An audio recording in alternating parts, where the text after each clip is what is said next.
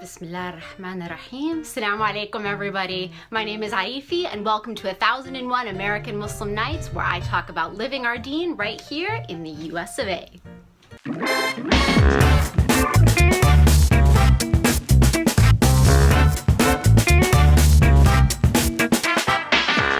Assalamu alaikum everybody. Welcome to this episode of 1001 American Muslim Nights. Today I'm going to talk about a few tips and tricks that I really wish people had let me know about when I first started practicing hijab and modest dress in general.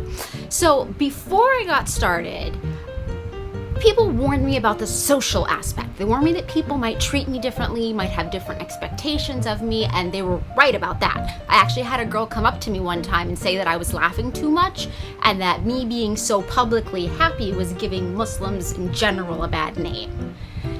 She not my friend no more. They also warned me that this might cost me some jobs, which it actually did, because people no longer perceived me as a native speaker of English. And up until then, I had been teaching English as a second language at adult language centers. But no one warned me about the physical changes or any of the economic changes that I had to expect going into this whole thing. So when I first started wearing hijab, my whole focus was on the scarf. This was the wrong way to go. Do you know how much clothing I actually wear on a regular basis? Usually I have an undershirt, which is high-necked and hopefully lightweight. God, hopefully lightweight. Then I have a tunic on top of it, usually with a belt. Then I have loose-fitting pants. Then on top of my head, I have a headband to help hold everything in place. Then I have the scarf around my neck, and then the scarf around my head that I do into a pretty style so that it doesn't scare anybody, because for some reason, a lot of people are afraid of clothing that doesn't look like theirs. So first time I went to work in hijab, I hadn't thought of any of this. And I literally went in just wearing my baggiest sweater, which was bright orange, my loosest pants, which were green, and a rainbow scarf, which was the only one I owned. I looked like I let a toddler dress me in the dark. One time, my sister actually had to sit me down and be like, we wear the green headband with the green and white scarf and the white shirt under the long green jacket. And when we put it all together, we call this an outfit. Yes? The outfits become important. Unless you're actually shopping at Islamic clothing stores, which are really, really expensive here in the US, you are going to be wearing a lot of layers. I have so many pieces of clothing, most of them from like Ross or JCPenney. I'm not a crazy spendthrift, but I have so much of it that our office is basically now just my closet. My whole wall is covered in hijabs, and my whole drawer set is filled with shirts. Basically, hunting for black and white long-sleeved or short-sleeved, high-neck, lightweight shirts have become my entire obsession. Anytime I find one or hear about one, I run to it. I have actually splurged on a couple of Under Armour heat gear long-sleeve shirts, and the heat gear means you can run outside in the heat without getting like sunburned or getting overheated. So to me, they are magical, but they are also massively, massively expensive. But they do make a ton of outfits work that I wouldn't have had otherwise. Another thing I'd advise you to get if you are at all an active person is an Islamic swimsuit. Now, these are all over the news right now because the French government is terrified of clothing. Unfortunately, it's hard to be a Muslim in France, but we do have the burkini. We have this amazing option, and they are like an amazing multi-tool. A very expensive multi-tool, but seriously, you can wear it for any athletic activity. Before I had mine, I used to wear like this really nasty turtleneck and this ugly gray hijab that I didn't mind sweating through, and these really big baggy sweatpants. Now, I just put on my Islamic swimsuit and go to the gym. I wear it for swimming, I wear it for lifting weights, and I wear it for running on the elliptical. And it all wicks the sweat away. It works amazingly. They are expensive though, so this is again part of the economic aspect. If you want to be an active hijabi, you might want to splurge. There are also a couple of physical things that I really wish people had warned me about. Depending on the way you wrap your hijab, By the end of the day, your ears are going to hurt. Like the tips of my ears, by the time I get home, especially if it's a really long day, they really, really, really hurt. And when I take my scarf off and the blood starts coming back, they like hurt and itch at the same time. And I was not prepared for that at all. Another thing that was really weird was as soon as I take my scarf off, because I tend to wrap pretty tight because I'm worried about things loosening up as I run around at work all day. I have these lines pressed into my forehead and pressed into my neck, and I hate them. They look awful.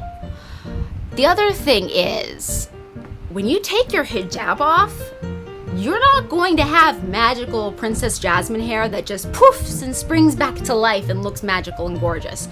You are going to have the most epic, awful hat hair of your entire life.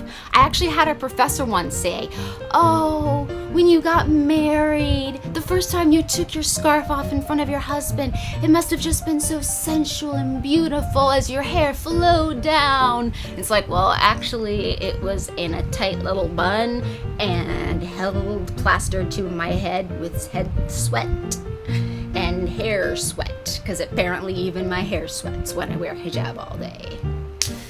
It is not pretty. The other thing that you are going to have to deal with is it is hot. People are going to ask you if it's hot, which is really frustrating when you already are hot, but it is hot. The first day I taught in hijab, I literally just stood in the middle of the room underneath the ceiling fan. I did not write one thing on the board because there was no way I was leaving that middle of the room where any of the air was moving. It was not happening. That's how badly the heat gets. Now, when people ask you about it, there are a few different ways I've seen people respond. One of my friends likes to go, "I'm not hot, I'm gorgeous," and then walk away. I've also had people go, yeah, I'm hot. So what? What do you want? I'm hot, okay? I tend to try to go with fake concern, like, "Oh, are you okay? I'm not hot, but no, are you worried about anything?" And then usually they get all like, "Oh no, I'm sorry, and I'm fine," and they just kind of leave. Also, as your hair grows out without access to natural sunlight, it is going to turn into kind of a natural ombre, which looks really cool on some people, but I made the mistake of of dyeing my hair with henna, and then a couple weeks later being like, "I'm going to wear hijab now." And then after a couple of months, I went to visit my mother, who decided to throw me a hijab day party.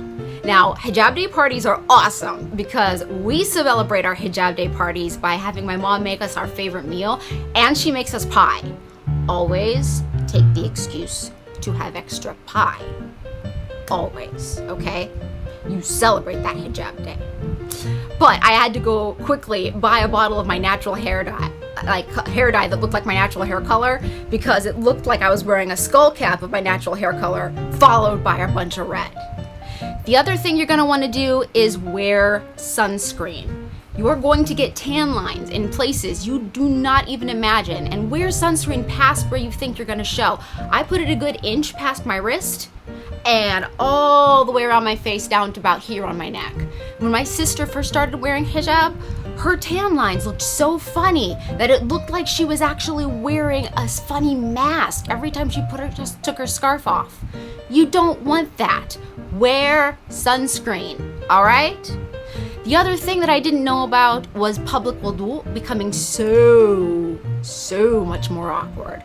So if you can, try to find one of those single stall gender neutral places and do your wudu in there, because it's almost impossible to get at your hair and your ears if you're wearing a lot of stuff on your head.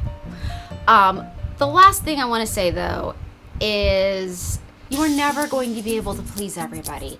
So just remember why you're doing this. You're doing this for yourself, and more importantly, you're doing this for Allah subhanahu wa ta'ala.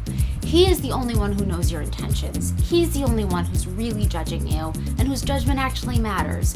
So just do your best, because that's all any of us can do. So what do you guys think? Are there any other tips and tricks that I missed out on? Is there anything else you think new hijabis need to know? Please hit us up on Instagram, Twitter, Facebook, even Snapchat. We're all under @DeanTV USA, and you can also email me directly at arifi@dean.tv. Thank you so much for watching. Assalamu alaikum. Goodbye.